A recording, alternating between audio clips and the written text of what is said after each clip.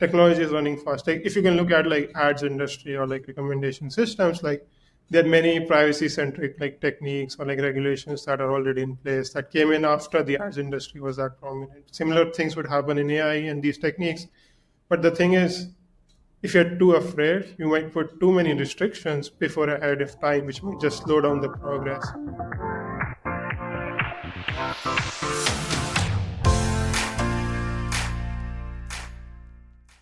Welcome everyone to the TechGuide podcast, where we give actual advice to those wanting to break into tech or are looking for their next gig. We have Aayush Mudgal on the podcast today talking about his role as a senior software engineer at Pinterest. So excited for this conversation. Thank you so much for being here today. Yeah, thank you, Ryan, and thanks everyone for joining. And I'm hoping that we'll get good insights about breaking into tech from this podcast today. Yes, it's going to be great. I know you're the man to talk about it because you started your career in India. You have an awesome story of breaking into tech. You went to school in India, grew up in India, and then you came here in 2016 to work as a computer vision research assistant at Netflix, one of the biggest companies in the United States.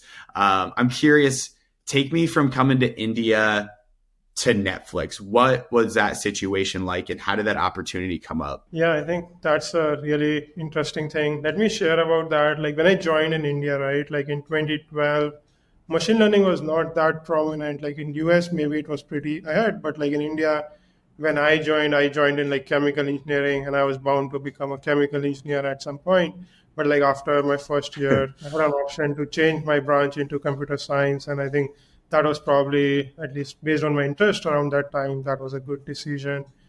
And even when that, like machine learning was still, I would say, a distant thing even till my 2013s or 14s. I was mostly working on like program synthesis and trying to create programs to create like, be able to solve like users, like when a user is learning programming, they are stuck at some places, and those programs were trying to like aid like learning of programs. And the technique at that time was very different than what we are doing today, and how that field has changed with recent machine learning advancements. But then in 2014, I had a privilege to go to Carnegie Mellon in Pittsburgh for an internship and on a similar project. And that's where I was exposed to the work that was being happening in US in that sense. And there I learned about the vast potential of machine learning and what kind of research was going in. So early in my career, getting that kind of research. And back then in 2015, my college in Kanpur also had like a good machine learning faculty and ecosystem.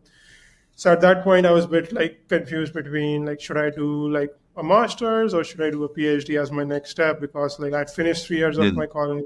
I was like still not an expert in machine learning, but I wanted to do machine learning. And then US was definitely the top spot because like that's where everything was happening around that time. So I ended up going to Columbia for my master's around that time. And during my work at Columbia, I came in like I wanted to get into machine learning, but I was not sure like what area into machine learning. So at Columbia, I was mostly doing natural language processing, but then I also wanted to get like different aspects of machine learning. What are different fields? Then at that point, I had an interesting opportunity with Netflix around computer vision. But then the way I think that internship or that project was structured was like, it never started off with like this is your internship, you need to give interviews. What it started was like the manager at Netflix, he had an idea. He wanted to discuss ideas with no notion of any opportunities that they might have. So when you were discussing ideas around that, and then he came up with, okay, he felt, okay, we are adding good value to the discussion. Then he said, okay, if you want to come for an internship, please come over. So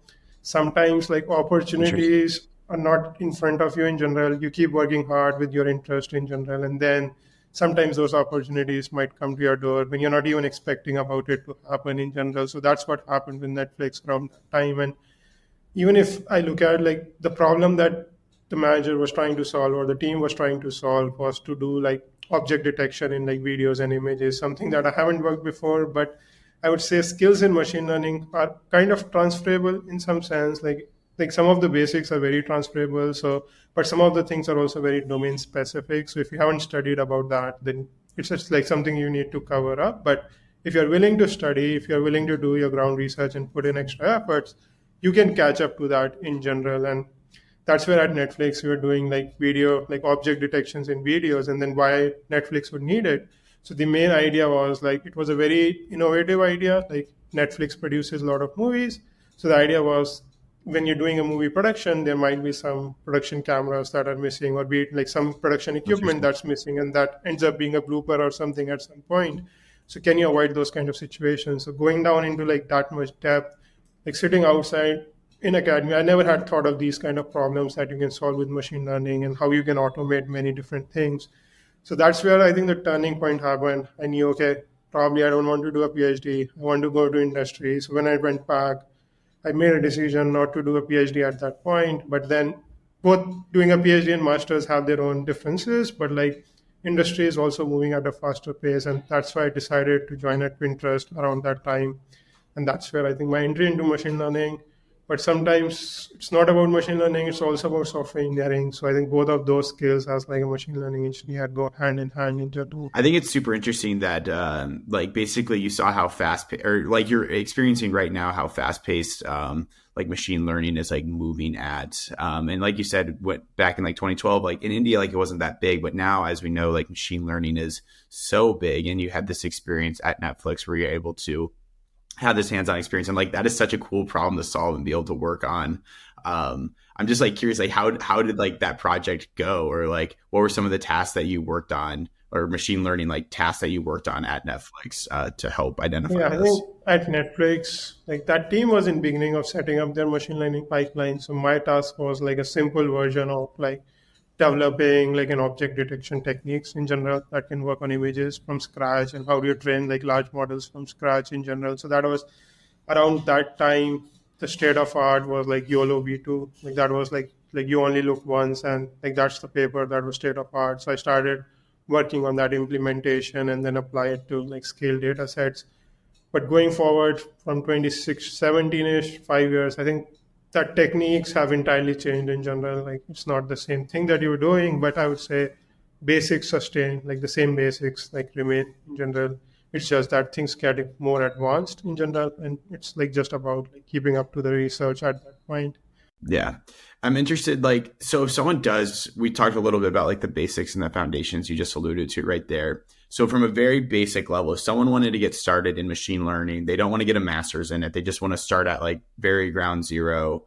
Um, how would you suggest someone to like start learning the basics of machine learning? Yeah, I think one good thing that's happening, at least that was not in 2012, that's today, is like knowledge is becoming democratized in general. So it's not that you need to have a Yeah. master's to get that knowledge. So that knowledge is becoming more open source and free.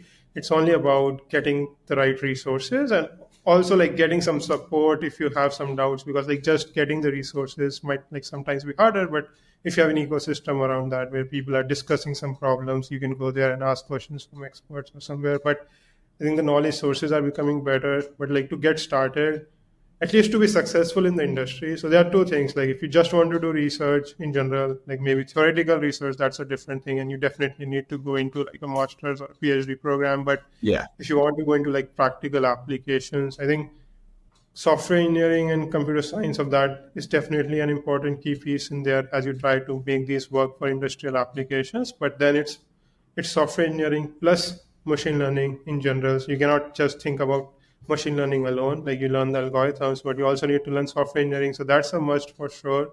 The other thing would be now getting into basics of machine learning, like simple statistics, probability and maths.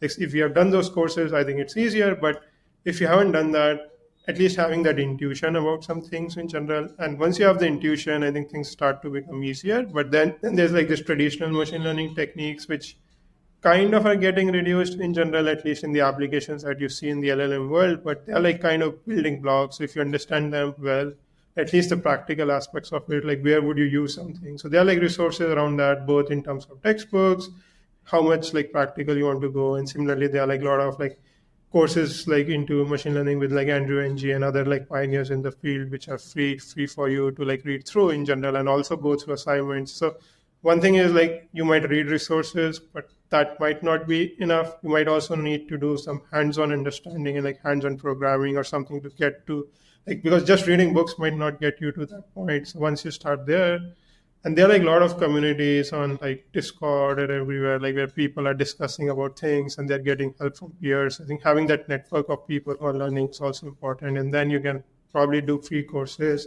I won't advocate for like paid courses at this point as we're learning. So the only thing that paid courses might give you is that some discipline. Like if you want to spend X amount of time and you don't have that much time to spend, then probably you can take paid courses. But I think there's enough free material, enough blogs that are easy to understand. So once you're reading, like probably don't need the most complex book to understand for the first time because you don't have that background, but you can read through Yeah. blogs that make things simpler and then proceed. Yeah, I'm curious. A lot of it alludes to just honestly, I feel like having curiosity because, like, at the end of the day, like a lot of what you said is like reading those textbooks, taking those courses, finding those communities, reading those blogs about like machine learning. I feel like a lot of that just always comes down to like being curious about machine learning and actually just diving into it. And what I'm seeing right now is that information, if there's enough information, it's not that you like everything is there's nothing is beyond paywalls in general. So there's enough information in the public domain. You just need to find the right set of things and then just work on it in general. But also it's also like if you're just looking at it from a job perspective that in next month you should get a machine learning job, then I think that expectation is probably not right. You probably need to put in those efforts. But if you just look from a job perspective, I think getting the software engineering also like in place, like your skills of software engineering is also very important at that point, at least from a job perspective. For sure. Yeah. I feel like, yeah, because you do need to know like how to be like a software engineer at the end of the day if you do want to go into machine learning. But am I hearing this right? Or it's like you're a software engineer, but you're also applying like statistics on top of that. And like that's where like machine learning comes in. Am I interpreting that correctly? Yeah, I think statistics, but also like the new field of deep learning is slightly like more advanced, and it's some of the things might not have statistical deep understanding, but it's more about intuition and practical things of what people are doing, and then how do you train those models, how do you tune those models, and all of those things. So having those understanding, like I think there are also many research papers, like the set of research papers that I can share offline too, like if people are interested, but like set of those, like if you start to develop that understanding, you get to understand the field. Similarly, like in LLMs, transformers are the big thing, but if you go and read the transformer paper, you might not understand anything about it, like because it's more mathematical. But then there are many people who have like written simplified versions of that so that it's easy to understand for laymen to get to a level that you can understand the mathematics behind it. So both are important, but for someone who is starting, just going into the deep mathematics might also be like too overwhelming at that point. Yeah, I feel like someone that like doesn't have a too deep of a background in deep learning, I feel like they go into some of these like research papers or other resources, it would almost be like overwhelming because like there's just so many great resources out there. But I think one thing is, I think the Stanford courses on like CS231, CS229s, I think those have like pretty good slides, pretty good content for someone to follow the courses in general. I feel like as well, like there's just I feel like I should ask this because I don't know it for sure. Has machine learning, have you seen like a big shift in machine learning the past like basically like year since ChatGPT came out? Have you seen like an acceleration? Like Yeah, I think yeah, have you seen an I think acceleration? yeah, I think with ChatGPT coming out, if you look at even the ChatGPT, like the work that was happening behind in ChatGPT was in research in like 2018. So when I was at Netflix, that paper had just came out, like attention is all you need. But at that point, people didn't connect the future that it could bring in general. Like that's the backbone for all of these transformer models. But if I look at that, like at least even in 2018, like things started to move in this direction of ChatGPT. ChatGPT made it public, and now everyone knows about it. But at least even in 2019, 20, I think that movement that it started to influence like the other industries. And one example I can share, like transformers is like a backbone for like learning natural language tasks. It's also a backbone for like ads recommendations or like content recommendation and content understanding. So the underlying architectures, what it's trying to achieve is getting like reused or is getting like applied to different domains, even into like computer vision. So those things start to become like more prominent. But with ChatGPT, they have brought machine learning into hands of people. They can use it very easily, and it's changing. The thing is moving pretty fast in general. Like, but in general, it's more about the practical applications. But the underlying models or the machine learning is still at a similar pace in general. It's not that like things are changing that very fast. It's still progressing with a similar rate, but more people are now investing into those directions as well. Yeah, it all comes back. It all comes back to those foundations of machine learning, and knowing those foundations to be able to actually like work Yeah. within the So industry. one is there are researchers who are working into creating those models, creating all of those things, but not everyone needs to go then to that direction in general. Like not everyone needs to understand the entire mathematics around it in general. So there are people who are now applying those models in like a different domain or a different context. I think those skills are slightly different than skills what the researchers or scientists in that domain needs. Yeah, it's just an exciting field right now because I feel like we're seeing like so many developments, and it does, like you said, it does go back to the foundations, but I feel like AI, machine learning, like there's always something in the news like every day. I know Google just had their AI product to come out, Gemini, or Yep. And I think so. it's at a It's, point where humans are like happy with its outcome in general. Like machine learning has reached a point where the answers that these chat GPTs would give you, you would be okay. This is more than what you would expect them to give you in general. So it has reached at that point in general. Like before, I think there were chatbots, but the quality was something. Okay, this doesn't make sense. But like I think machine learning has like hit that point right now. I was gonna say we just had someone actually on yesterday. He's a software engineer, and he took like a prompt engineering course for like ChatGPT, like a certificate, just to like get approved to like actually use these large learning models way deeper. So yeah, it's interesting. Yeah, I think you can find numerous different avenues where these are being applied in general. Like the thing that I was mentioning about like tutoring system or program synthesis back in 17, that entire field has changed. Like the way we were doing it were more on the compiler level or like the software level. But now those things are being done through like LLMs or like large models. So I think at that point the technology didn't exist to do it that well. But now the technology exists to solve many problems that we couldn't solve before in general. Is there a certain I'm curious on your take, because obviously you're well plugged into like the machine learning like industry, like you know a lot as you're showing. Is there like a certain area of machine learning that excites you the most? Like a certain, like, is it healthcare? Is it software? Like e-commerce, all of that stuff. Like, is there an industry that you think machine learning will have a huge impact on? So I think, in my opinion, like machine learning, like if you look at healthcare, I think that's where I feel like it would definitely have a huge impact, especially around like gene understanding and like disease eradication and all of those things, and understanding like how different things interact with each other. That was something was not able to being done at that scale with what machine learning can unlock today. So that's definitely a field where I think machine learning would have like a big role to play. The other thing I feel is the democratization of at least the tools, like how people are being used. So at this point, it's getting worldwide. Like in general, it's not about like if you look at other hardware industries in general, or let's say like chemical industries, civil industries, it's very concentrated into countries who can afford it. But with software and machine learning, I think things are getting democratized in general. So different countries or different people are not just limited by being in specific geographical locations. I think that's a different like aspect where I feel like much happy about how things are progressing. Yeah, and I feel like that's such a good thing, is that accessibility and that democratization of like of machine learning. Is like we want to have access to like across the world, where anyone can access machine learning in a very safe way, because obviously there could be some bad like usage cases Yep. for it, but having access Yep. across the world is so important. Just instead of like in like the United States, like having access in like India, Germany, just throwing names out there. But yeah, I feel like that's going to be a really big case for AI tech actually get to its full Yep. capabilities. And is there any part, I'm curious, is there any part of you that's like worried basically off that is like, is there any part of you that's like worried about what AI or machine learning Okay. like would be able to do? Or like, and then how do you prevent that? Yeah, I think with everything that's good, it also comes at like bad parts of that technology or like bad part of it. So I think Yeah. so. The thing is, sometimes your like policies or regulations what are needed in general probably don't catch up with the things around that time. Like if like technology is running fast, like if you can look at like ads industry or like recommendation systems, like there are many privacy centric like techniques or like regulations that are already in place that came in after the ads industry was that prominent. Similar things would happen in AI and these techniques. But the thing is, if you're too afraid, you might put too many restrictions before ahead of time, which might just slow down the progress. And if you are like not aware about how things react, you might be too late to put those regulations. How do you keep that in like in sync so that technology can advance?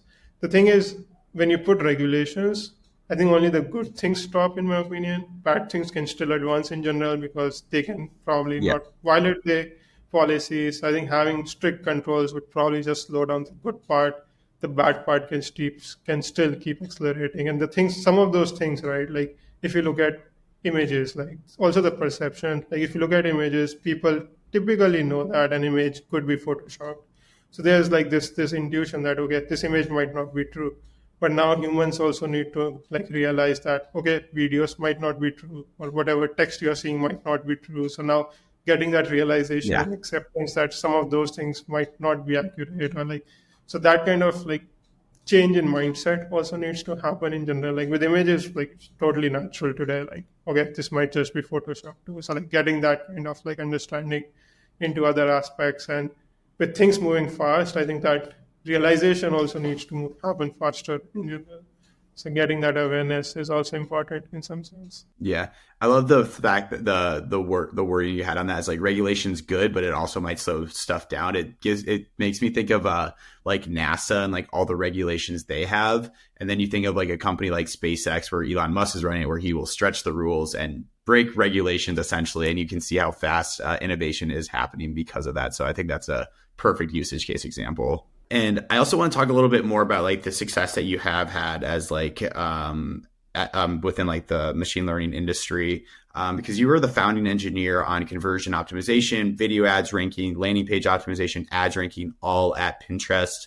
These are like huge problems to solve, and like big projects to take on. So can you tell us, like in your personal experience, you're assigned to lead one of these projects. How do you like break down the tasks like within your head and then use machine learning to like execute on those? Yeah, I think that was like I was lucky to join Pinterest when things were developing in general. So I think at that point, like in 2018, I was deciding what kind of company should I join. So Pinterest was kind of a middle stage company, not IPO'd, and I think it was still developing, and ads was the topmost priority for them because they need to monetize. So when I joined Pinterest in 18, so that was like the opportunity, which I thought, okay, that is something where the business is supporting this opportunity. So you're sure that you would have enough resources for people to carry out this Yeah. kind of work.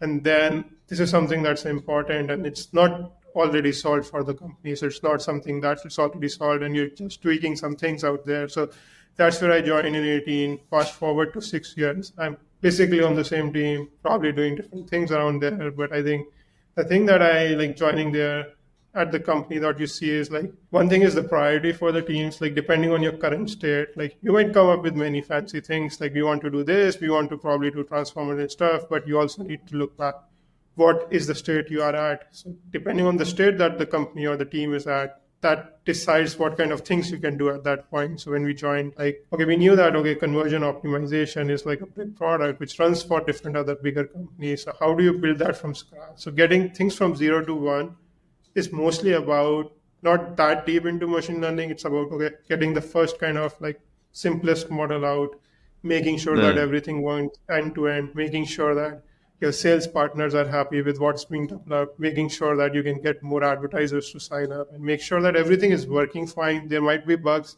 or might be inefficiencies. So that's where the first step goes from 0 to 1. But once you reach the first, this product is out. Now how do you make it better for the advertisers, like because like you made something that works but you need to iteratively improve it, and that's where I think machine learning starts to get complex in general. Like you start to build these models for predictions and start to make them better over time, and that's where exactly, if we fast forward to 6 years in conversion optimization, we are using transformer based models, we are using sequences and everything to influence. So going back in 18, you cannot do that because the infrastructure doesn't exist. So that's where I think it's Yeah. all about timing, about when you do that particular stuff, but also build it simple and evolve it like more successfully over time. I like that part that you said about like going from 0 to 1. It's not like putting out this huge thing first. It's just taking like that small step and like getting like some small code out there to really go from 0 to 1 and like start getting the ball rolling. And I would say at least there are times at Pinterest where that 0 to 1 was not like 6 months, it was like 2 years or something like that. Like it takes Yeah. time. You need to keep checking every time to make sure that the investments that you're making, are they lining up, or do you see like no, it's not effort, it's not like good advice to like probably stop working. So you might at some point you might also need to stop working if those things don't make sense at that state. But over the time, like some things 0 to 1 might just take 2 years to bring it up, but it makes the platform stronger that you can probably work faster in the future. Yeah, I love that. Yeah, I feel like going from 0 to 1, I know just from my experience, like one of the hardest things, but it is putting that first product out there, that first service offering out there, and then just reiterating from that to create something like a Pinterest, which has right now, it's probably the systems that are built out that you've built out are like incredible and like well defined. So yeah, going from 0 to 1 is always the hardest thing, but once you can do that, there's like so much power in that. And so we're going to wind it down here. We've talked a lot about like how to get into machine learning, a little bit more about going from 0 to 1. Just general advice that you've had. If you think about your career, everything you've done, you've had a very successful career up to this point. You'll continue having success. What is like 1 or 2 traits that have like really made you stand out in your career? One thing I would say is like be open to learning. Like, things can keep changing, and sometimes like things might look pretty complicated, or you don't understand it, or it's like frustrating. But I think being open to changes, like okay, this thing didn't work, maybe the other thing that you try. So keep iterating and being open to feedback from others, but also to keep learning over time. And also the Yep. fields are changing pretty fast, so you need to be adaptive to the changing environment. Like it's not that things that you learned like 5 years ago or like 10 years ago might be obsolete or something in that sense. So not just keep sticking to that, being open to what's happening in the industry, what's happening elsewhere. And things are getting connected. Like if you look into NLP, computer vision, like with more like Gemini coming from Google, things are getting multimodal. So the traditional approaches are declining. So being open to seeing what's happening and keeping an open eye, I think that's important to keep growing. Well, Ayush, you are the man. Thank you so much for joining us today. Talk a little bit more about machine learning. So yeah, we appreciate you so much. Thank you. Thank you. Thank you. Thanks, Ryan, for having me here. And thanks everyone for joining.